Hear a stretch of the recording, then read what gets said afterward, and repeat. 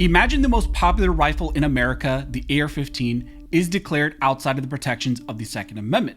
And that's just not a hypothetical, that is happening in multiple states across the United States. And now the Supreme Court is going to consider if states can outright ban these types of rifles. So let's talk about what is happening in this critical case that is up for consideration in the Supreme Court.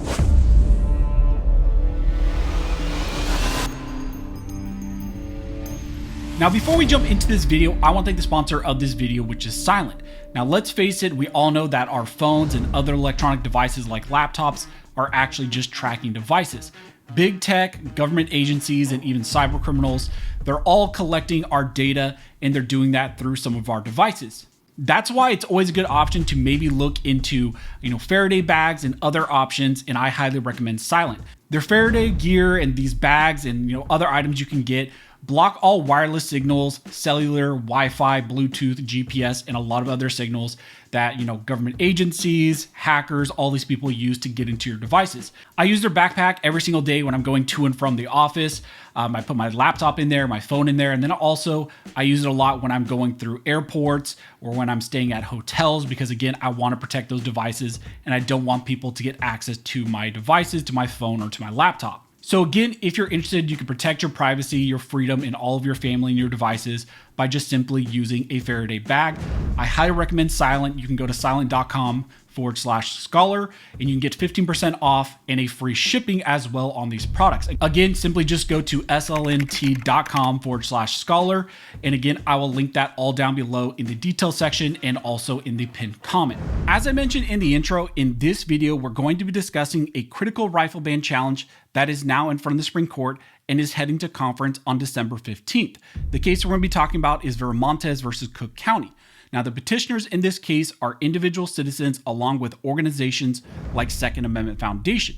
They are challenging Cook County's ordinance, which makes it a crime to sell, transfer, or even possess so-called assault weapons. And that term in the county and in that ordinance makes about 100 rifles by name banned as so-called assault weapons. And then they also have a characteristics ban where features like pistol grips, folding stocks, muzzle brakes, flash hiders, things like that can also make a rifle a so-called assault weapon. This case tries to leverage the recent statements made by Justice Gorsuch after the Snope rifle ban denial that happened last term.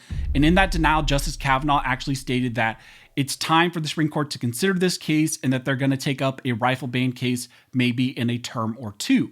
The plaintiffs now push this case as the proper vehicle in the critical case to fulfill that promise by the Supreme Court.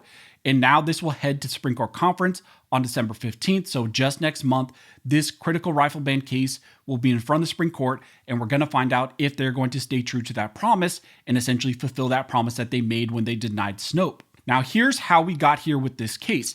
Essentially, back in 2021, the lawsuit was filed in a federal district court in Chicago, and the petitioners challenged the county's ban under the Second Amendment. Now, in 2024, while the case was pending, Illinois passed a statewide assault weapon ban and magazine ban, which also overlapped with Cook County's restrictions. Around the same time, the Seventh Circuit decided a case called Bevis versus Naperville, upholding Illinois' law and claiming that AR-15s were too militaristic, that they are military arms and therefore not protected. They ruled that some firearms which are useful in military service could be outright banned or potentially restricted by a government. The district court, bound by the Seventh Circuit's ruling in this case and bound by what happened in Bevis, then had to rule and upheld the Cook County rifle ban. Now, the district court issued a summary judgment in favor of Cook County, and in 2025, right after the Snope petition was denied, and right after the Supreme Court kicked that case, the Seventh Circuit, on review of this Cook County challenge, ultimately upheld and affirmed what the lower court said. It leaned heavily on that Bevis ruling, treating AR-15s as essentially civilian versions of the M16 and finding that they're too militaristic and therefore outside of the two-ways protections. But now in this case, the petitioners are asking for the U.S. Supreme Court to step in and resolve this conflict. They ask for the Supreme Court to declare once and for all whether Americans have the constitutional right to own, possess, and use these semi-automatic rifles like AR-15s, AK-47s, and these similar rifles that states are banning. The petition argues that the circuit courts are split and deeply confused on how to apply Heller and also the new Bruen ruling. In the Supreme Court petition, they introduced surveys, production numbers, and sales data to show that tens of millions of AR-15s are currently in circulation and possessed by law-abiding Americans. They show that they're used in situations like home defense, target shooting, hunting, and other lawful purposes, and therefore they're just not, military weapons that are only used in military service. Again, we're talking about semi-automatic rifles. These are not M16s. They're just simply, civilian AR-15s. But the Seventh Circuit said that they are essentially the same, and therefore they're analogous and do not have two-way protections. The petitioners here also point out that if the Second Amendment does not protect the most widely owned rifle in the nation, then essentially, according to that logic, no other firearm is also protected. They point out that Cook County and the Seventh Circuit rely on the idea that AR-15s are military firearms. However, the useful military service analysis used by the Seventh Circuit and other courts was never actually a part of Heller or the Bruen analysis, and therefore it should be rejected. Currently, Cook County has responded to this petition to the Supreme Court by arguing that the court should once again deny review to this rifle ban case, that there is no circuit split, and that there needs to be further percolation and rulings and decisions by lower courts before the Supreme Court steps in. First, they say that there is no circuit split. Like I mentioned, they state that every federal court of appeals that has addressed this issue has considered assault weapon bans,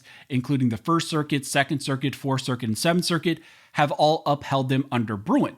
Because of that, and they say because there's a consensus among the circuit courts, there is no need for Supreme Court review because there is no circuit split. Second, they claim that this is a poor case and a poor vehicle for Supreme Court review. They claim that there were some procedural errors made by the petitioners, that they skipped discovery, that they did not, submit admissible evidence to support their claims, and therefore the Supreme Court should reject this case. Finally, Cook County contends that the lower courts were right in this case and they were correct when they reached the merits ruling.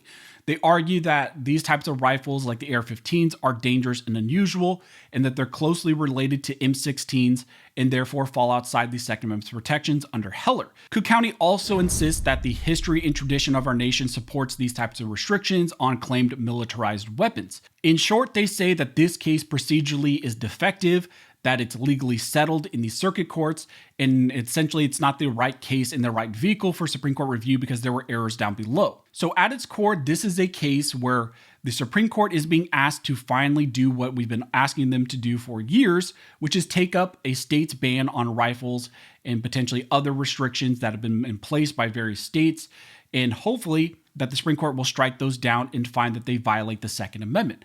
This case would not just impact Cook County and that ordinance, but it would also impact Illinois' rifle bans, other states like California, New York, New Jersey, Washington, Colorado, and all those other states that also have in place state rifle bans and restrictions on these types of rifles.